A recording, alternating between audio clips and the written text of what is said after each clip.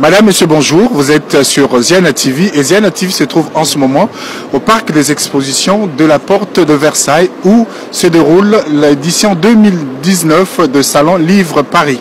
Salon Livre Paris, c'est la 39e édition et je suis dans ce stand appelé Espace Pona Ekolo, espace des auteurs et éditeurs du Congo. Je suis en compagnie d'un écrivain, d'un auteur congolais, Itoi Ndinga. Bonjour Itoi. Bonjour monsieur le journaliste. Un énième salon pour vous. Vous êtes un habitué du salon et Salon 2009 commence sur quelle perspective? Oui, Salon du Livre édition 2019, n'est-ce pas? C'est toujours un moment agréable. Il faut y être parce que le Salon du Livre est aussi l'endroit où dialoguent les cultures, où dialoguent les livres. On pourrait dire que c'est une interculturalité. Oui, je suis heureux parce que je vais exposer et je vais dédicacer. C'est un moment agréable pour tout le monde, pour les écrivains et pour les acheteurs aussi. Surtout. Et vous allez dédicacer quoi? Un nouveau livre ou bien toujours l'ancien qui continue à vivre? Alors, je suis pas venu avec un nouveau produit. Maman, je reviens bientôt, mon dernier bébé, il reste d'actualité, n'est-ce pas? Mais, entre-temps, la femme est enceinte. Je dirais même qu'elle est en travail. Elle est dans un laboratoire, dans une maternité. Et l'enfant naîtra bientôt. Je ne vous dis pas que ça sera un super bébé, mais ça sera un bébé de bonne facture. Et vous serez le premier à l'acheter, hein? Sinon je vous menacerai. Bien sûr, je serai un parrain. Le parrain n'achète pas, le parrain reçoit et élève. Itoi Ndinga, on se retrouve dans cet espace pour l'écolo, donc pour la patrie, pour la nation, comme on peut le traduire en français. Un espace plus réduit que les espaces antérieurs. Avec le bassin du Congo, on était dans un large espace qui dit bassin, donc il dit une surface assez conséquente. Est-ce que pour vous, auteurs, ça a un impact? Alors, ça m'amuse souvent. J'en ai parlé avec quelques-uns à Brazzaville, bassin du Congo. Je disais à un aîné que j'aime bien, il s'appelle Marie-Alfred Ngoma. Est-ce que vous le connaissez? Je lui disais que le bassin, c'est la partie qui supporte le corps. Lorsqu'on enlève le bassin, et du coup, on se retrouve dans un fauteuil roulant. Donc, le Congo a perdu son bassin, n'est-ce pas? Nous sommes devenus des estropiés. Mais nous ne sommes pas morts. On ne nous a pas enterrés, n'est-ce pas? Nous allons renaître de nos cendres. Oui, ce n'est pas parce qu'on a un espace balèze, grand, qu'on est grand culturellement. Non, vous pouvez avoir un espace grand et être petit culturellement. Et ce n'est pas parce que nous sommes dans cet endroit réduit, n'est-ce pas, que nous sommes aussi petits culturellement. Non, le Congo est un grand pays. Un pays culturellement grand, un pays culturellement balèze, avec de grands écrivains, comme Sonny Laboutansi, comme Théophile Obenga, un grand chercheur d'ailleurs, n'est-ce pas? Et comme vous... Je ne voudrais pas parler de moi-même, je voudrais peut-être parler de Foné Ngombe. Je dis oui, c'est un écrivain. Oui. On sait que le Congo, littéralement, en parlant en termes de littérature, le Congo est un grand pays. Mais le fait qu'un grand pays soit représenté dans un petit centre, ça fait tiquer quand même certains visiteurs. Oui, justement parce que nous étions habitués à un espace un peu plus balèze, un peu plus grand.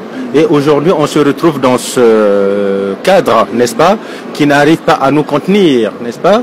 Nous sommes quand même un pays grand, 342 000 km², 342 000 km² compactés dans 9 mètres carrés, ce n'est toujours pas évident. Donc ça fait rire les oiseaux, ça fait rigoler certains, mais on se contente de ça. Et grâce à Pona Ekolo, c'est grâce à Pona Ekolo que nous sommes là, hein. Samunabwala pour la nation, pour la patrie. Justement, c'est le mot qui m'intéresse, la patrie et la nation. Parce que ici, nous sommes venus pour exposer la culture congolaise, n'est-ce pas? Le savoir congolais, les arts congolais. C'est ce qui nous importe. Ce n'est pas l'endroit, les lieux, aussi balèzes soient-ils. Non, nous sommes dans ce petit espace pour exposer ce qui est grand aux yeux du monde et aux yeux du Congolais. Et ce qui est grand, c'est quoi? C'est la culture congolaise. La culture congolaise. Et toi, pour terminer, le salon de 2019 pour vous, pour considérer que c'est une réussite, ça serait quoi? Ben, pour considérer que c'est une réussite, déjà tous les salons sont des réussites. Et pour le point de vue personnel. Oui, du point de vue personnel, il faut avoir du beau monde, n'est-ce pas? Et nous avons du beau monde ici. Et il faut arriver aussi à vendre ce que nous avons d'intrinsèque, d'ontologique, d'essentiel, de profond, ce qui nous arrache, n'est-ce pas? Ce qui nous fait voyager. Ce qui nous fait voyager, c'est quoi? C'est la culture, les savoirs de chacun, que chacun met dans son livre, que chacun met dans son ouvrage.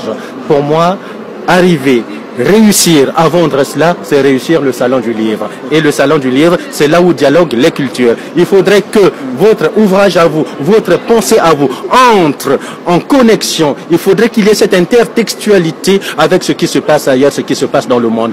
Quand vous lisez Sonny Laboutancy, vous êtes avec Gabriel Garcia Marquez.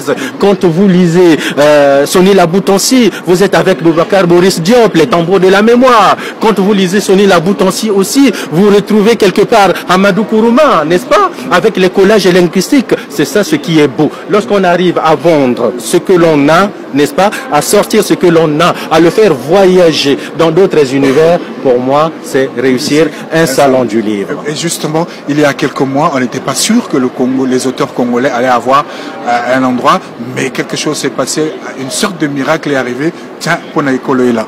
Oui, mais les miracles existent toujours, n'est-ce pas? Si Jésus en son temps a changé l'eau en vin, ben nous aussi, nous pouvons faire quelque chose. Peut-être pas à la manière de Jésus, mais moi, en ma qualité de président de la plateforme des bâtisseurs, c'est une organisation, n'est-ce pas, qui a été mise en place. Ayant constaté que le Congo était absent au Salon du Livre, 2 éditions, n'est-ce pas, consécutive. Le Congo était absent, nous avons monté cette plateforme, n'est-ce pas, pour booster les écrivains congolais, pour conduire les écrivains congolais au grand salon du livre de Paris, porte de Versailles. C'est vrai, ça n'a pas été facile. Il a fallu qu'on boxe dans toutes les catégories pour avoir les autorisations faciles, n'est-ce pas? Entre le ministère et nous, ça a été vraiment un combat de titans, hein, entre le sabre et le goupillon. Mais finalement, je suis là. Hyper Malanda sera là. Henri Nzombo sera là. Mais d'autres écrivains qui ne sont pas là, physiquement, mais ils sont là. Spirituellement avec nous. Je pense à Eric, je pense à Timo, à Pierre Timo, je pense à Huguette Nganga Masanga, je pense à tout le monde. Merci Itwandinga, merci à vous et bon salon. Merci, c'est moi qui vous remercie. Bon salon à vous aussi. Merci. Vous êtes toujours sur Ziana TV et Ziana TV est toujours au salon du livre 2019 et après Itwandinga, je reçois sur ce plateau spécial donc au salon du livre Ogi Ibanga qui est un habitué du salon du livre et vous, si vous êtes un inconditionnel de Ziana TV, vous devez reconnaître ce visage parce qu'il revient régulièrement. Bonjour Ogi. Bonjour. Salon 2019, quelles sont tes attentes? Est-ce que vous venez avec des perspectives, des idées en tête? Oui, bien sûr. Déjà, avoir une très bonne visibilité, ça permet à l'écriture congolaise d'être dans une compétition mondiale, internationale du livre. C'est magnifique, c'est formidable. Et vous venez avec un ouvrage ou bien c'est toujours le dernier, je vous en prie, le dernier recueil de poèmes que vous avez présenté il y a 2 ans, je crois? Oui, je vais le présenter et dire en même temps que dans quelques jours, il y aura un roman qui va s'appeler Réalité du paradis. Et le grand Ogi Ibanga, poète, se transforme en romancier. Comment se fait? Est-ce qu'il y a eu un besoin au fond de vous ou bien l'inspiration vous a conduit à faire un roman? Non, c'est juste une façon de raconter une histoire, une façon de passer un message. Dans Réalité du paradis, je me dis qu'il faut que ça soit en long. Donc c'est pour ça que c'est un roman. Sinon, dans les autres textes, je me dis, bon, je vais faire des textes courts et puis c'est de la poésie. Alors, Ogi Ibanga, vous êtes un habitué, je ne peux m'empêcher de vous poser cette question que j'ai posée tout à l'heure à Itwandinga sur le stand. On était habitué dans un environnement plus grand, on était, comme dit, on avait ce besoin d'être dans un grand espace où il y avait beaucoup de gens, mais maintenant on est dans un espace réduit. Est-ce que vous, en tant qu'auteur habitué du salon du livre, ça vous interpelle, ça suscite quelque chose en vous? Bon, l'effet d'avoir un petit espace ne veut pas dire qu'on va mal dormir ou qu'on va mal s'inspirer. Moi, je pense que l'inspiration est toujours là, peu importe les contextes, peu importe l'environnement. Je pense que le plus important est qu'on ait un point de chute à nous. Et c'est déjà très bien. On remercie Pona Ekolo de nous avoir permis, de nous avoir donné cet espace pour être présent dans cette grande compétition culturelle. Et oui, Ogi Ibanga, Salon 2019, pour que vous vous sentiez bien, pour vous dire que j'ai été au salon, ça a été une réussite, qu'est-ce qui doit se passer? En fait, c'est le fait de rencontrer des gens qui aiment ce qu'on produit, ce que notre pensée personnelle produit et les gens sont là à l'aimer. et à vous dire merci, bravo, c'est ça. C'est ça vraiment le bonheur personnel en tant qu'écrivain. Et quelles sont les activités prévues de votre côté, des dédicaces, des rencontres avec d'autres auteurs? Avec des maisons d'édition, avec d'autres auteurs, avec surtout le public. Ouais, c'est ça en fait le but du jeu. C'est le public qui vous amène au salon. Bien sûr. Mais donc ça veut dire le roman, on l'aura quand, Guy? Avant la fin de ce mois. Avant la fin de ce mois, donc ce qui veut dire qu'en avril, j'aurai déjà mon exemplaire en main et en train de lire. Merci Guy et bon salon. Merci et à vous aussi. Hein. Merci Guy Ibanga, poète qui se prépare à mettre sur le marché un roman, son tout premier roman. Et je reçois Richard qui vient de sortir un ouvrage qui est à son premier salon, c'est ça? Et comment se sent? Bonjour d'abord Richard. Bonjour. Et comment on se sent quand on arrive pour la première fois au salon de livre? Je suis submergé d'émotions parce que c'est mon premier salon en tant qu'écrivain. Et je suis content, je suis heureux d'être là grâce à Pona Ekolo principalement et pour ma promotion et puis aussi pour la promotion de mes ouvrages. Donc grâce à ce premier salon, le public découvre le nouveau visage, un écrivain en plus pour le Congo-Brazzaville. Exactement. Et je rappelle que le titre de votre ouvrage, c'est Franchir le pas. C'est Richard Osoma, Les Mois. Je ne sais pas si on prononce le S, laisse-moi ou les mois. Les mois, exactement. Et Franchir le pas, est-ce qu'en quelques mots, il parle de quoi? Alors Franchir le pas, c'est cette nouvelle génération d'Africains parce que je raconte le vécu d'un Africain en Occident. C'est pas l'Africain des années 60, des années 70. Un peu comme vous-même. Hein? Oui.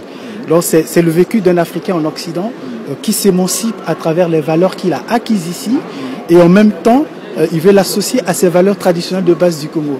Donc, il veut s'affranchir en fait, construire sa vie en mélangeant culture occidentale et ses valeurs traditionnelles du Congo. Donc en franchissant le pas, on s'émancipe. Et c'est apparemment un mélange difficile. Hein? Ah oui, c'est un mélange.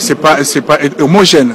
Ah non, c'est un mélange d'autant plus difficile puisque il y a en même temps ce conflit entre des cultures différentes qui se rencontrent pour se fusionner. Au début, on s'entend bien, mais après, c'est difficile entre les Antilles et l'Afrique. L'amour, la détestation, l'admiration, la haine. C'est tout ça qui est... Et franchir le pas, c'est des personnages qui arrivent à dépasser leurs clivages régionaux, ethniques, pour se retrouver par l'amour et fonder une famille. Ça résume un peu le rapport entre l'Occident et l'Afrique, ce côté attirance et répulsion, amour et haine, d'un coup on s'aime, d'un coup on se déteste. Exactement. Mais n'empêche qu'on est obligé d'être ensemble pour évoluer d'une certaine façon. Exactement, donc ce sont des nouvelles thématiques que nous transposons aujourd'hui au Salon du Livre à travers Franchir le pas. Et qu'est-ce qui vous a amené, vous, à écrire? C'est la question qu'on m'a posée tout à l'heure parce que j'étais à un autostand. Je suis juriste de formation et je vais répondre par cette formule. Adolescent, j'ai rêvé d'être avocat, je devais être magistrat, je devais être juge. Et maintenant, je suis rattrapé par une passion qui couvait en moi depuis des années. Parce que j'ai un bac littéraire, j'ai fait des études de droit à la faculté de droit à Brazzaville. On se croisait les couloirs, j'étais de l'autre côté. Oui, oui. Voilà. Et donc progressivement, nos études à nous, on lisait beaucoup. On s'intéressait à la bonne plume, à la qualité de l'expression, au respect par la façon de parler. Et aujourd'hui, je suis donc rattrapé par cette passion-là et qui m'a transfiguré et qui a fait de moi maintenant écrivain. Est-ce que vous êtes satisfait du résultat, indépendamment de ce que le public, le lecteur pense? Est-ce que vous-même, vous êtes satisfait de votre travail? Oui, je suis très satisfait de ce résultat-là, de mes premières productions littéraires. Je suis très satisfait, je suis très content. Parce que, que ça soit approuvé par un comité de lecture. 2, que ce soit publié. 3, que ce soit divulgué. Ça, c'est très intéressant. Richard Osoma, Les Noix, Franchir le pas, donc c'est votre premier roman publié chez Edilivre. Vous êtes au salon pour la première fois, vous êtes sûrement impressionné, comme toute chose nouvelle, on est impressionné. Et pour vous, la réussite, ce serait quoi? Premier salon réussi, ce serait quoi? La réussite, pour moi, c'est déjà un salon réussi pour moi. Hein. Je ne peux pas tirer de bilan hâtive, puisqu'il y a encore 2 jours, mais déjà... C'est hier au vernissage et aujourd'hui à l'ouverture officielle. C'est déjà une réussite puisque on est promu par nos éditeurs, par Pona Ekolo. Ça, c'est très très bien. Et la réussite se poursuit puisqu'après Paris, je serai à Genève, le salon de Genève, où il y aura le stand littérature africaine proprement dite. Et donc voilà, que de réussite en ce moment. Merci Richard et bonne chance et surtout bon salon. Merci. On aura l'occasion de se retrouver pour parler de long en large de votre livre Franchir le pas. Merci à vous. Vous êtes toujours sur Ziana TV et Ziana TV est toujours au salon du livre 2019. La 39e édition a commencé officiellement aujourd'hui. Le vernissage c'était à jeudi. Aujourd'hui c'est l'ouverture au public. Donc restez calés sur Ziana TV. Je vais revenir vers vous pour vous donner des plus amples développements sur cette journée au Salon du Livre.